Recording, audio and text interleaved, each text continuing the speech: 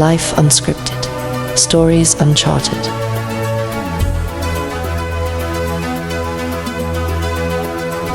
Tales from those on the front line. Journeys that will shift the way you view the world.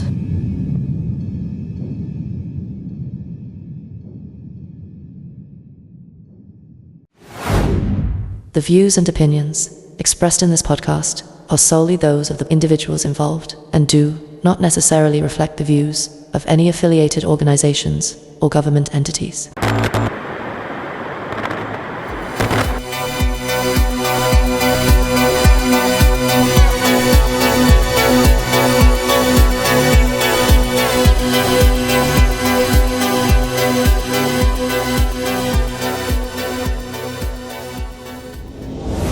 Hey everybody, welcome to today's episode of Port and Starboard Podcast. Today we have my good friend Lauren Vega. Lauren, what's up? Hi, thanks for having me. Super excited. Thanks for coming on. Yeah. It's been many years since we've seen each other. I know. It's so crazy to keep up with each other on Facebook. I've watched your boys grow. I see everything your wife posts, and then it's like still know each other super well just from watching you on Facebook. Yeah, same. So we served together in Houston, Sector Houston Galveston. I don't remember. Were you at the old sector before they moved to the new one? Yep, I was there for not long, like maybe a year, maybe a little less. But yeah, when I reported, I went to that little trailer that everybody was in. Galena Park, right? Galena Park. That was a heck of a commute for me. Oh, really?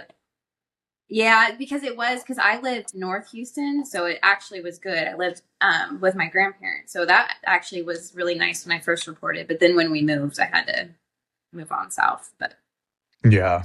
So whereabouts, or you don't have to say specifically, but you're just like South Houston area now? I'm like by Galveston, like Santa Fe, Hitchcock area. Oh yeah, like the in-between. Yeah. That's a cool area, kind of country-ish. Yeah, we found a really nice, not really nice, but a really great situation. My daughter lives with her dad in Alvin, so we got a rental from a coastie. So it worked out really good. Yeah. Heck yeah. And you're married now? I am married, yes. Yeah. I never thought I would, but when you find the right person, it makes sense. Good. Yeah. Good. Yeah. So you are still in the Coast Guard. I am. Where? Happy Veterans Day. I even tell you happy Veterans Day. Recording this on Best Veterans day to do this. Yeah. That's awesome. I remembered, but I forget as the day goes on. Yeah. You're doing things. Did you go get your Applebee's today, your free appetizer? Not yet. I was cleaning. I think I'm going to do Chili's today. Ooh. Yeah. Get a burger or something. Yeah. Yeah, that sounds good. We're having it's soup season here in North Carolina. Apparently Charlotte got like a dusting of snow last night, but it never made it this far to where we are outside of Charlotte. So we were crossing our fingers. Maybe later. I don't know. You never know. Yeah, I saw it. First snow hit a lot of places kind of early, but I'm glad we don't have snow. We had snow last year for a day, and it was pretty, but I was ready for it to go. It's beautiful. It is truly beautiful, but to live in it, I would imagine is pretty hard. Yeah. You have to be committed. Yeah. To live up north, I think.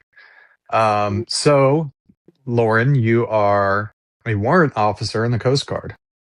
I am. Can you tell us a little bit about like your upbringing, where you grew up, through school until you joined the Coast Guard?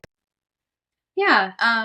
So when I was thinking about this, it seems like so long ago. I've been in the Coast Guard for 18 years now. So I joined the week I graduated high school is when I joined. So thinking back, it feels like a whole different, obviously, like lifetime.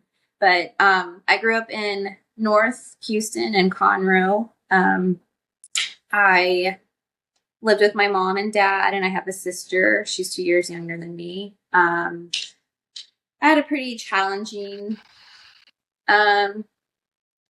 childhood, the teenage years. I both my parents are they had us younger, early 20s, and they're both addicts, and always have been growing up. So they definitely did the best that they could for us with what their mental and emotional state was. So I love my parents very much, and I saw the sacrifices that they stayed together for my sister and I, our entire upbringing. They showed us so much love and support, but lots of challenges financially and just with what addiction brings and waves of chaos. So growing up, I really leaned on friends and extended family and families, friends of other, family members, and I had a lot of really great mentors. I loved school. I wasn't talented per se with school. I had to work really hard to make decent grades. So I wasn't in advanced classes. I knew that college would probably be a challenge for me because it just didn't come natural. The work didn't come natural. I love to work, and I feel like I always had pretty decent work ethic. I was on the dance team. Loved the dance team. That was my social group. That was my stability. It gave me a ton of rules, which naturally, it makes sense. I joined the military. I do really well with very extreme structure and rules. I was thinking a lot about that, why I enjoy that. And I think it makes me feel safe, and like I know exactly if I do this, then this will happen. So I think that started with dance team.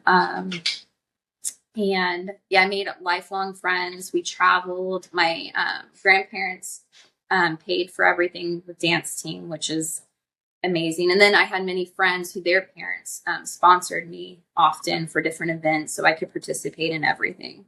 So I had a good upbringing in the fact that I have always felt love and support. It wasn't as easy or natural as I would have, hoped, like I would hope that I've given to my daughter. But yeah, high school, I wanted to go to college because a lot of my friends were going. Financially, it just did not make sense. I had, I didn't have a license, so far from getting a car. Any money that I made went to literally, food or like basic things that I kind of needed. So, yeah, my trying to think how I joined the Coast Guard. I was a senior, and my best friend's brother joined the Coast Guard, and I talked to him about it, and I was like, I don't think I can do that, like military life. I am a girly girl. I want something that I can succeed in, though. So when I talk to a recruiter, how that goes, just kind of, especially female, they kind of really were persistent with me. My recruiter drove up to Conroe and came to my trailer. I lived in a trailer park. It was so embarrassing. I was like, oh my gosh, I don't want you to see like where I live. And he were just very persistent with, explaining how the Coast Guard works, that it wasn't as intimidating as maybe some of the other services and all the benefits. So yeah, I just decided to join, and I did the DEP program as a senior in high school. I think it was right when I turned 18. My family did not believe me. They were really? I went and DEP'd in, and I was like, I'm joining the Coast Guard. And they're like, okay, like, not in a mean way, but I just think that they thought it was like the next thing. And it's like, there's no way I could actually be in the military. Because I was very, not emotional, but I was a typical girly girl, Yeah.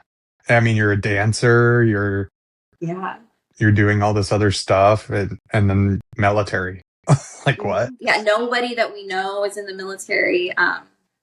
None of my all of my dancer friends went to universities, and I did not want to get left in Conroe, just kind of working a regular job and barely. I wanted to do something.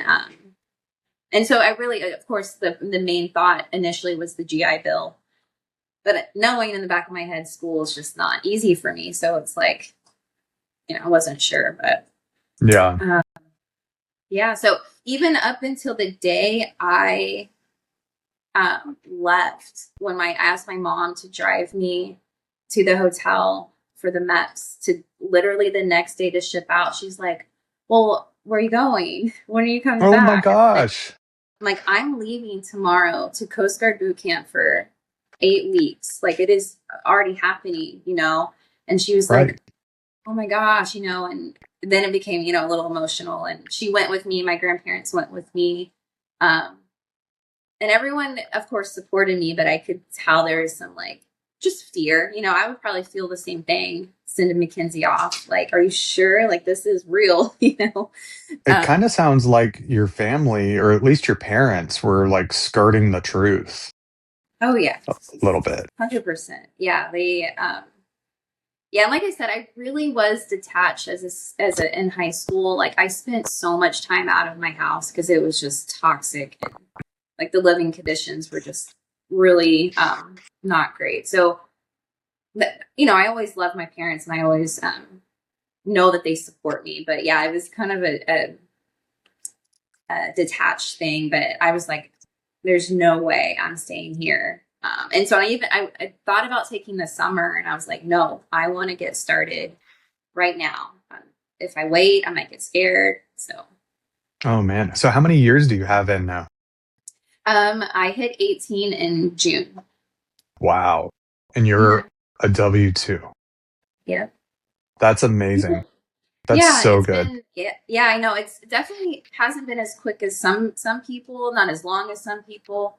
I do know that God has been in every single advancement or non-advancement or transfer more than I could, explain. So God is definitely in complete control of my life. And I got saved when I was in junior high. So I've been a Christian my whole life, and I've always had that foundation and always relied on that with any decision I feel like I have to make, whether to join the Coast Guard or not. I just am always reminded of take every opportunity. Don't pass up an opportunity, because you just don't know. And if you take an opportunity and it doesn't work out, you'll have another opportunity. Oh, dude, I've knocked on so many doors that never opened. But kind of like you, even joining, it was totally, I'm a Christian as well. Not your typical Christian. I hop around churches. We're currently going to a Methodist church. But I've been to Catholic, I've been to Baptist. And I just enjoy the study of like world religions, spirituality. But yes, I'm a Christian as well. And I 100% agree with you. Even my move down to here to Charlotte was totally out of my hands. And a huge blessing. So yeah, it's wild how that works out. I remember in high school too. So in junior high, I played volleyball and dance. And going into high school, you have to choose which one you want to do.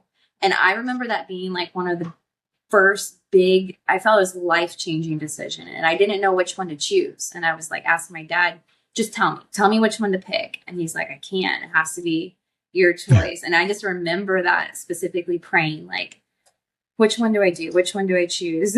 It's silly thinking back, but that's like the first time where I remember being enlightened to take every opportunity, try out for volleyball, try out for dance. And so I did, and I wasn't making any decisions. And then dance just naturally happened first and appealed in a different way, so I feel like that's been the most consistent thing in my life is if I made a choice and only tried out for one, I don't know what would have happened on the other end. So that's been, anytime I'm struggling with a decision, I'm like, just take the opportunity and see where it takes it. Yeah, bring it to God. I think Yeah. the simplest of prayers is best in my experience. Yeah. Cool. So you've been in the Coast Guard 18 years. Are you going to do just the 20? What's your plan? No, I want to stay in forever. I feel like I'm just getting started. Go. Go. Seriously, I love it so much. I haven't always loved it. It's definitely has its challenges, but the job I have, the billet I have right now is so fulfilling. I feel I love going to work every day. Yeah. And then when I'm done with this tour, Mackenzie will be an adult, graduated. So I have more freedom to go somewhere new, unique. You've been in, correct me if I'm wrong, you've been in Texas since I've known you. No, I had to go to New Orleans for 2 years when I made That's cheese. right. I forgot about New Orleans. Would you go to D5 there or D D8. whatever? D8. Yeah. Mm-hmm. Yeah, that was like hardest time of my entire life. Going there, I lost custody of Mackenzie. She had to go live with her dad. Oh my gosh. She was going into 7th grade. I made chief. I got an extension at Galveston. So that at the time, the detailer was like, I can give you 1 year, but you have to transfer after this. And I'm like, I already knew her dad would not want her to leave. Yeah. Thank God, literally thank God. It was only 2 years in New Orleans, but it was terrible. Not fun. Yeah. I felt that way about headquarters. I'm sure. For different reasons, but too. It's not fun. Yeah. Oh, when I met you, you had come from headquarters. Yeah. Yeah. I was there. That's when I was a 3rd class single mom with Mackenzie as she was a baby, like 1-2 years old. It was financially crazy. The traffic. Yeah. Just doing it all by yourself. And then, the snow, we were just talking about the snow, like everything was just so unpredictable there. That's how my first son came about, was a big snowstorm up there. Really? I think it was Winter Storm Jonas or something, or I don't remember, but I know it was like 3-4 feet high, and we lived in Crystal City at the time. And nothing but to cuddle up inside our apartment building. But that's quite a place to live, dude, is that Northern Virginia, DC area. That's such a different beast. It is. I would go back there. I was talking to my husband about it, and he was like, absolutely not. Like, big city, all that is, I agree. But the Coast Guard is great at, like, it could be temporary. You could advance out of it. You can short tour out of it. Especially at your rank. Experience, yeah. Are they still doing the warrant to lieutenant program? I'm not doing that. No bueno. No, I just love the unique position warrant officers are. You are part of the chief's mess, 100%. Part of the wardroom, 100%. And everyone knows when you're a warrant officer, you are both. Like, and it's just so nice to have your enlisted group, support and respect you, but then also sit right at the wardroom table and be like, well, I think this, and I think, and I feel like when you go lieutenant, of course you'll still always be a chief, but like you're now a junior officer. And people that first meet you, you're just an 03, like you're just an 03, like you're not. So I don't know. I just don't want to, I just love my position right now that. Yeah. Kind of a salty position. Yeah. Yeah. So what would be your dream job next? Or you just want to stay in this position, this type of position you're at? Like after the Coast Guard? Sure. Yeah. What's your goals after the Coast Guard? What I really love about my job is I get to interact with people so often. And unfortunately, my job is all discipline. I deal with all the discipline cases. So I see the worst of people making the worst decisions. Sometimes people that make mistakes, or sometimes some really bad choices. So It sounds like it's taxing, but at the same time, I'm able to have like a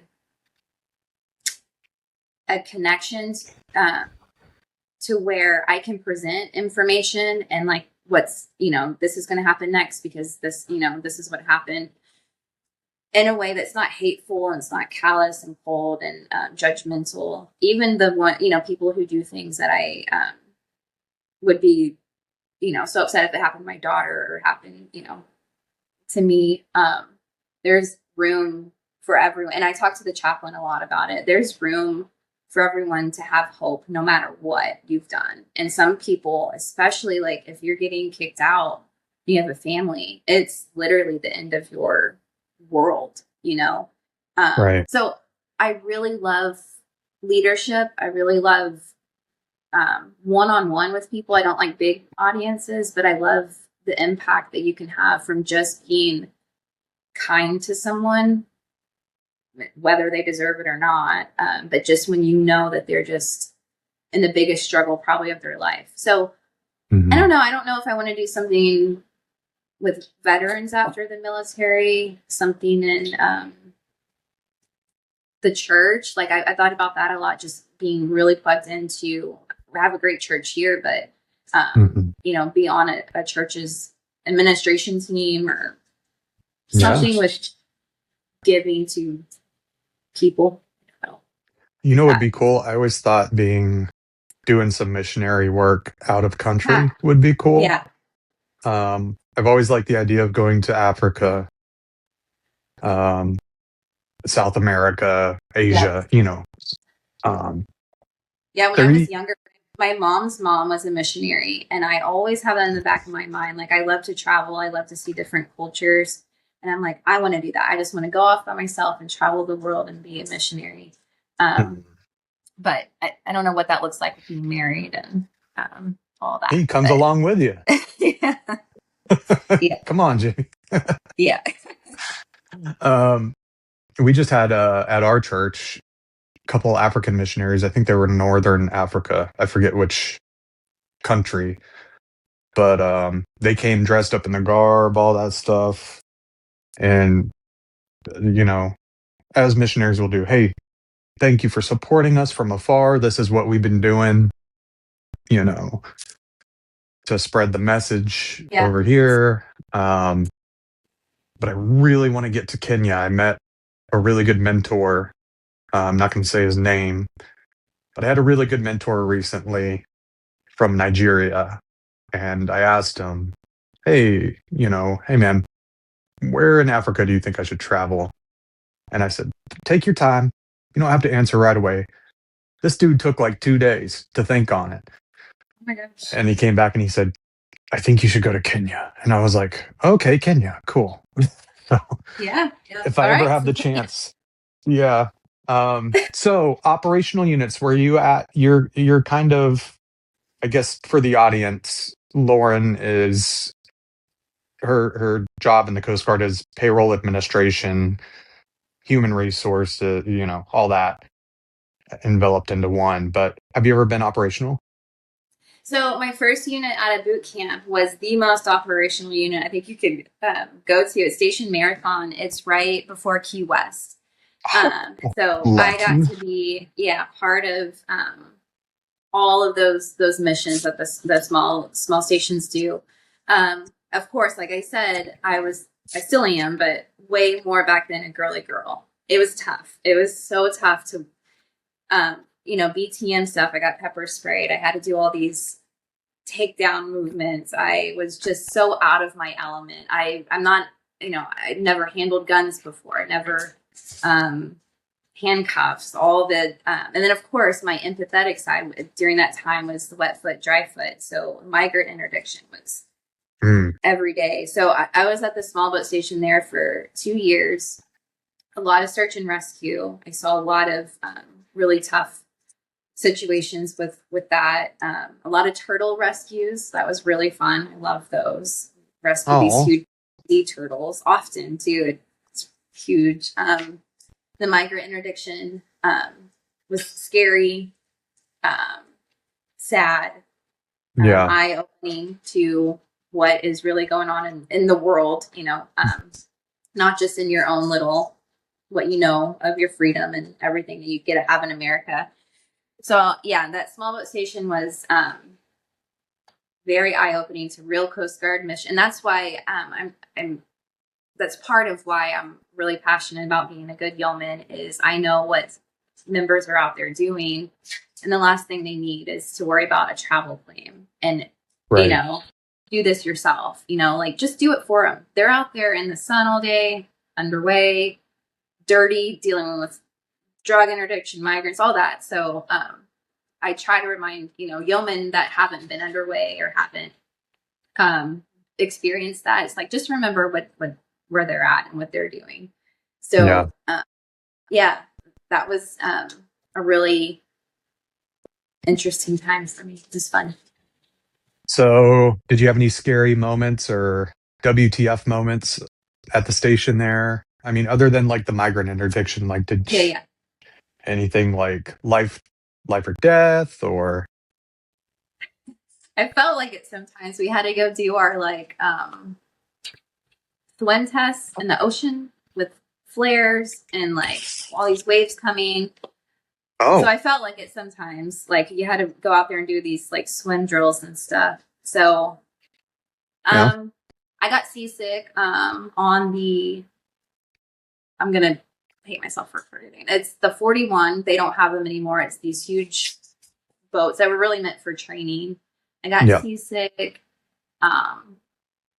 Really, I guess the search and rescues were kind of scary sometimes, with not knowing what you're going to find, or the reaction of the family members when you get back to the unit. If you know, it was a life or death situation. Those days were tough. So did you have like firsthand experience with those situations? Oh yeah. We had I think there's 3 cases that stick out a lot that had the people lost their lives and their family members were waiting at the unit for our boat to get back, not knowing if their family had made it, and they didn't. So seeing how quickly, and the part of that, you know, sticks in my mind is like just a reminder how quickly you can be here doing one thing right now and could be all gone tomorrow. Which is healthy to keep in mind, but also unhealthy when you sit and spiral on it. So I've worked a lot on not spiraling on things like that, just being thankful for, you know, right now. So no, I definitely had, that created a really good foundation for, I mean, a lot of things I worked through with regulating my thoughts on it, but I'm glad I got to experience that part of the Coast Guard mission. That's really cool. I mean, that's Coast Guard, the Coast Guard everybody sees. Yeah. Or knows of, mostly. I got sent to the Coast Guard cutter Shackle, which was an icebreaker. Oh my gosh, really? Yeah, it was a tugboat, shaped like a tugboat, 65-footer. But I also got seasick on it every time we went out. Only once per underway period, and then I was fine. But not a mission. It was not a mission I even knew that the Coast Guard did, and that's where my first unit was. So Florida would have been cool. Breaking ice. That's a lot of people forget about that mission. It's it looks cool from pictures, but I'm sure it was. Oh, it was a blast. It got super cold, hypothermic a couple times. We also helped the AIDS to Navigation team. A lot of work. Quite a lot of work, but we did cool festivals and stuff, like sailboat festivals in the summer, and got to explore some cool places up there. So let's see, where do you want to jump next? Where are we at? Let's see. I can talk about the biggest like testimony.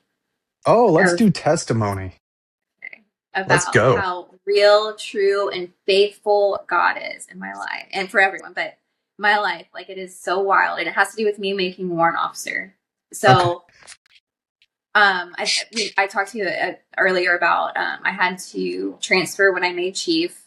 It's kind of what you have to do, and my daughter's dad and I have been divorced her whole life. We have a great relationship. He's remarried. They have 3 kids. So my daughter has half siblings.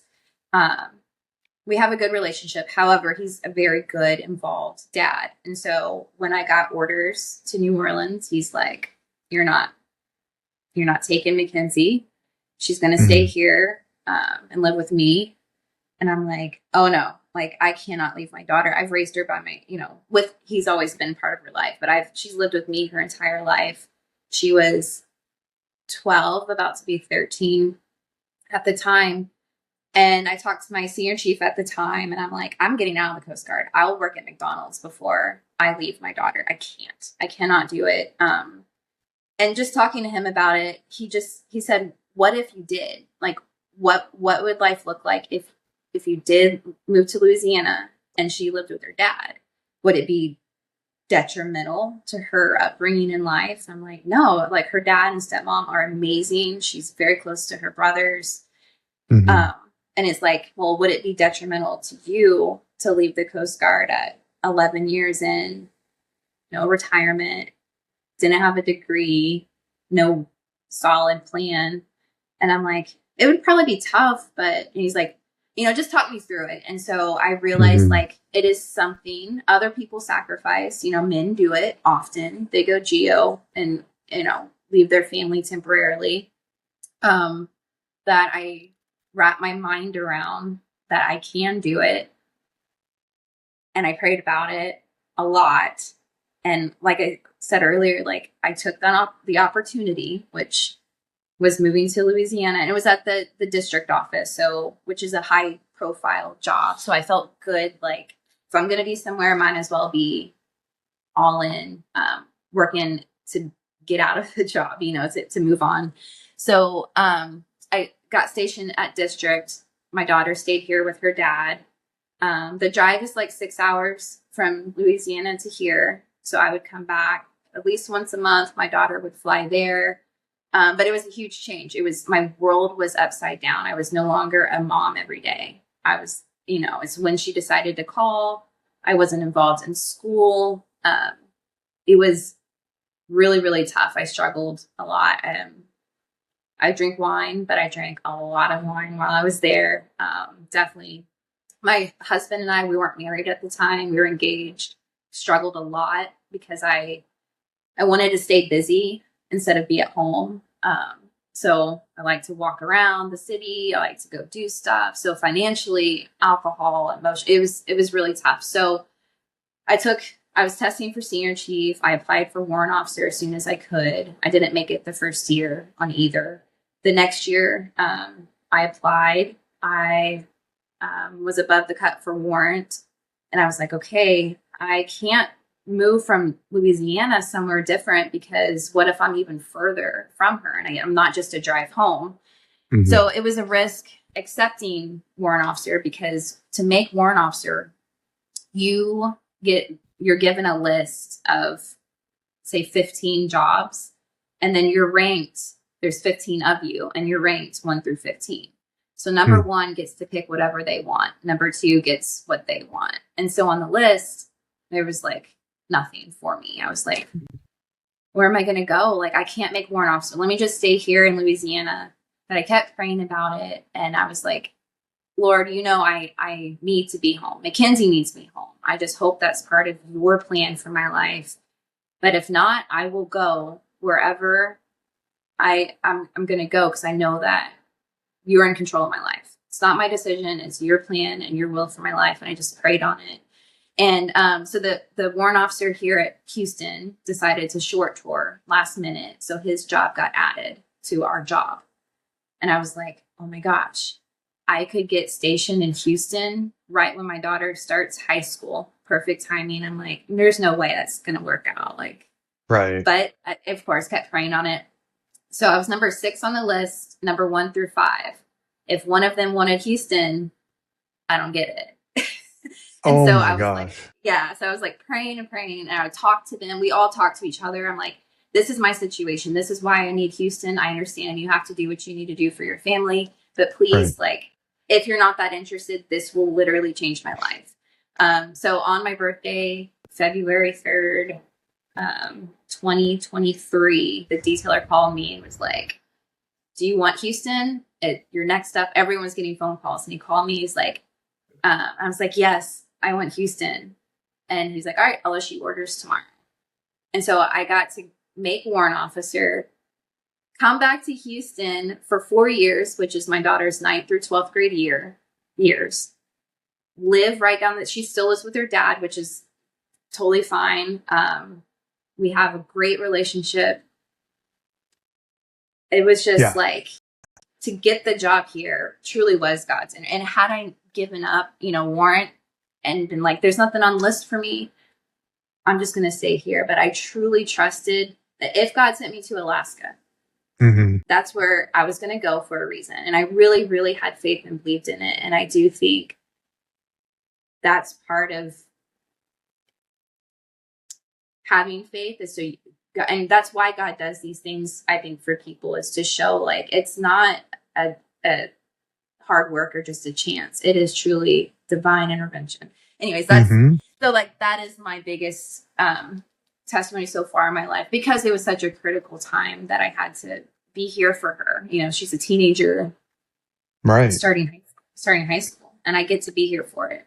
So, I mean, and if anybody's in the military, you'll understand what Lauren just said about the chances of her getting assigned, of you getting assigned there, and then everything else just falling in place. Yeah. That is just, that's not us. I know, it's not. I love it. Praise God. It's beautiful. Yeah. Yep. That's so good. That's so good. Okay, now comes the time of, yes, I am a Christian, but I also believe in the paranormal. Okay. Do you? I don't know what I believe about it. The only thing I know for sure is that I'm not scared of it. And if I feel like there is something, because I do think this house, and I've never believed in any paranormal until I moved to this house. Oh. And so many things have happened here that it's hard not to believe. But I believe in prayer more than anything. And if there is something evil or not supposed to be here, that God will be here in a second and protect me from it. So I do believe in it, but I just don't know what I believe about it. Interesting. Is it like a ghost situation, or like faucets turning on or lights turning on? Or? Yeah, like weird things like that. Like things will just fly off the fridge, doors will slam, and it's not like an air thing. Because I will excuse everything. I always have, like, oh, that's because of this. Right. Yeah, a lot of light stuff. Hear people walking in the house, and there's nobody here. It's weird. So Is it weird that home? I reached out to. It's not old. It's like a modular home. But the area is older. It's like an acre. You can tell it's like just country style. I even reached out to the landlord. I didn't care how weird I sounded. I'm like, have y'all ever experienced anything? And I don't think she was catching like what I meant. She's like, there could be a squirrel in there. I'm like, there's something. I think there's something else. Yeah. You want to hear mine? Similar. Yes. So we live in a house that was built in 1938. Little mill house. So it's all one story. Open concept when you walk in, it's living room, dining room, kitchen, and then on the other half are our 3 bedrooms. Well, us moving in, and my wife's father he used to be a contractor that built houses. He's been doing a lot of renovations. So I didn't experience this personally, but my wife did. And this is one specific one I'll tell you. Our laundry room's at the very back of the house, towards the back door, right after the kitchen. Our youngest son, his room's at the front corner, so diagonal, right? Well, I think it was the first year we lived here. Amy was in the laundry room, and her dad, my youngest, was still a baby. He was in his room rocking him in the chair to go down for a nap. Well, my wife saw her dad walk past her, felt the air behind her, watched him open the door and shut it. And she said, "Hey, where are you going?" And he never said anything. Just shut the door, walked out back into the backyard. And she's like, "Oh, that's weird. Maybe Tuck's asleep." So she went to go check on my youngest, and her dad's still there, rocking Yeah. him in the chair. Yeah. So whatever it was not him, but she said Yeah. it looked just like him, like the back of his, him walking away. That is crazy. Yeah, I know I've only seen things out of the corner of my eyes, but that could just be Yeah. I'm old and I had LASIK a bunch of years ago. But Yeah. yeah. I heard something so clear while I was in the shower one time. My husband wasn't here.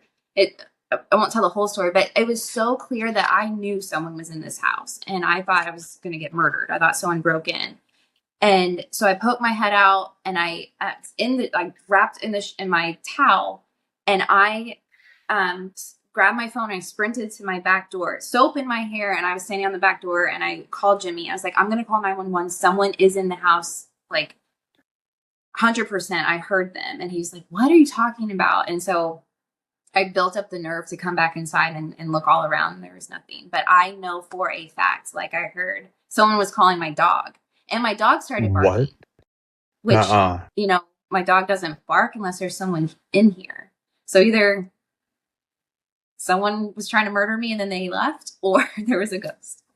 That's super weird. Yeah, it was nuts. So yeah, I definitely believe. I just don't know how it fits into what it means or anything like that. Well, I think it goes back to what you said. There's so much history in the area that you live in. Mm-hmm. So much for centuries. And beyond that, probably that we don't even know about. Yeah. With I mean, Mexico right there, Native Americans. Yeah, Galveston. It's not that far, and that's like supposed to be super haunted. Yeah, there's like a super haunted hotel down there, right? Mm-hmm. Yeah, it's the only structure that withstood like the 1900 storm. So yeah, it's supposed to be like really haunted. That's cool. Yeah. That's cool. So what's your we talked about kind of your next step after the Coast Guard, and let's get to like stuff you enjoy doing. So like day to day to keep you going with, like you told me, you hear all these, or you deal with all these people going through probably not their best day in their job. Do you work out? I know we used to work out as a group back when we had our shop. Didn't we do Insanity or something? We did. We did those videos. I brought my little thing in and we would do Insanity. Yeah. So what, you go to the gym? What do you like, just hang out with friends and family? What's your release from the job? It's been really nice lately. My husband started working at home a few months ago. So every evening we have a new little routine. He loves to cook. We love Gordon Ramsay. So that's our evening, is we watch everything Gordon Ramsay. My husband cooks a nice meal. But I do love to work out. I got a Peloton bike that I'm obsessed with.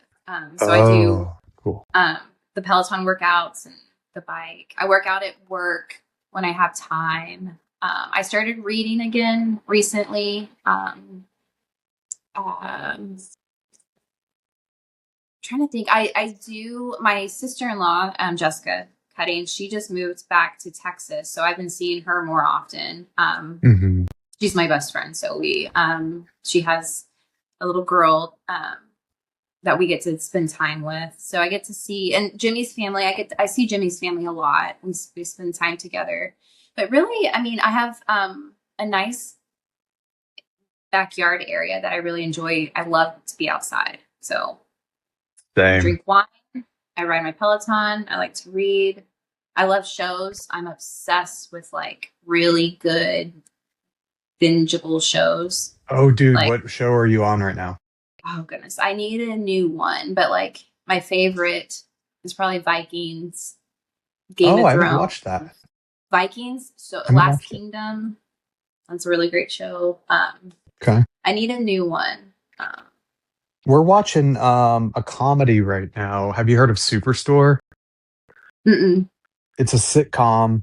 I think it stopped shortly after COVID, but it's just a good like lighthearted laugh. You can just watch one I'll have to try episode it. and get your That's what laughs we in. need. Is something because my husband hates the hour-long war movie. He likes comedies a lot, so Yeah. that'll be good for us to try. Superstore is pretty funny. It's like they it's obvious that they're working at like a big like Walmart or like Mm-hmm. type store, super center type store, but Yeah.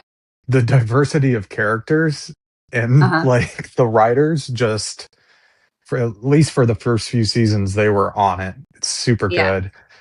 good. In my opinion. But yeah, I love like I even watched the new what was the new oh my gosh, you just said it, not the Vikings, the dude, what did you just say? The Game of Thrones, Vikings. like the new Last Game of King. Oh Thrones yeah. one. Mm-hmm. Yeah, they Like I have enjoyed that. yeah, they have Game of Thrones, but then they came out with the one about the girl. Dragons. Yeah, dragons. But they're supposed to come out with another type of spin-off. Yeah, I'm into all those, like Lord of the Rings, all Mm-hmm. that stuff. Yeah. Yeah. Any good movies you've seen recently?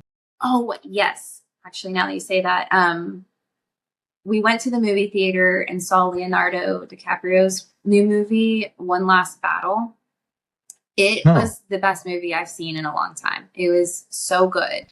The beginning was kind of hard to sit through. It had a lot of like, movies nowadays are like overly sexual or overly like extreme in like the agenda. So it started that way with that. But after like 30 minutes, it was so good. Like such a good, it's not a comedy, but Leonardo DiCaprio it was funny. Like there were his humor in it fit the type of, and the storyline was not, it was so original and was not something like predictable. So it was a Hmm. really good movie.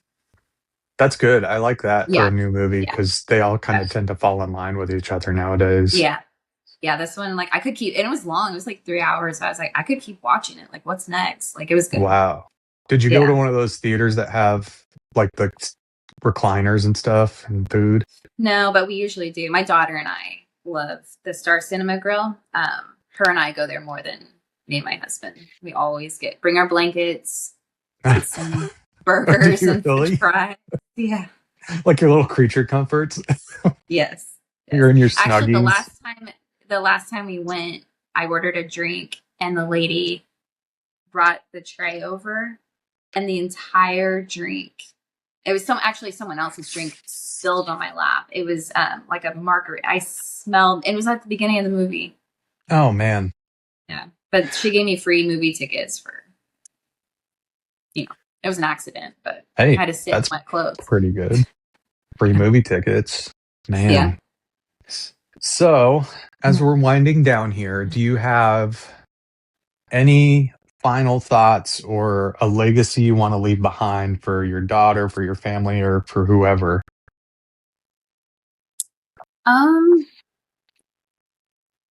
Legacy, I guess, is just I want people to know what my faith is the key to everything. Everything is Jesus is real. Being saved is the most important thing you can do in your life, as well as help other people find their pathway to get there. Connecting with people, being kind, empathetic to where other people are at, and less judgment, less.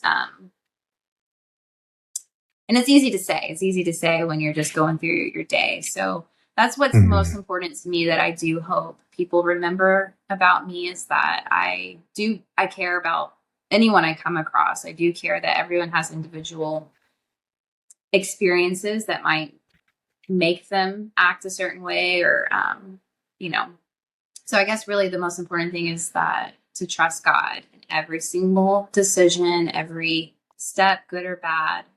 He's real. It's a beautiful life when you truly commit your life to God. It's so secure and it's so peaceful.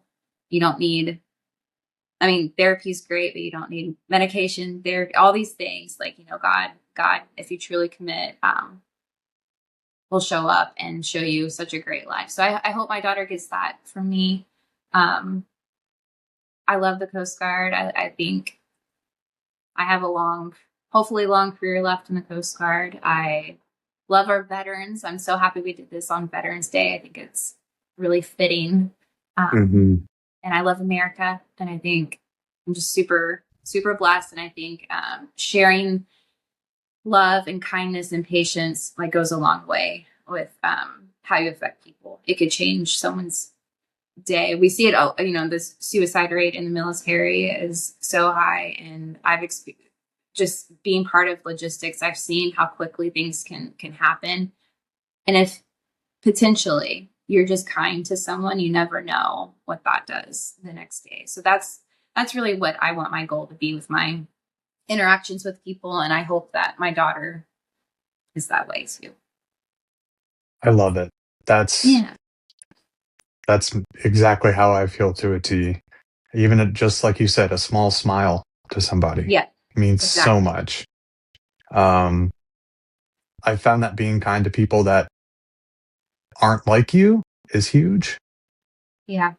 And we're all alike. We are all people just trying to make it. So yeah, exactly. Yeah. You never Well know. said. Yeah. Yeah. Very well said, Lauren. Thank you so much for coming on. I know it's a little weird. It's weird for awesome. me.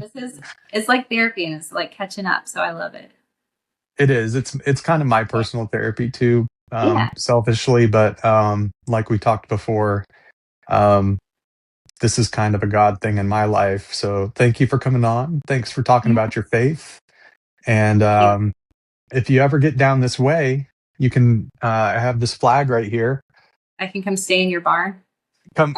Well, we'll give you one of the kids' beds, you and Jenny, or we'll hook you up at a nice hotel.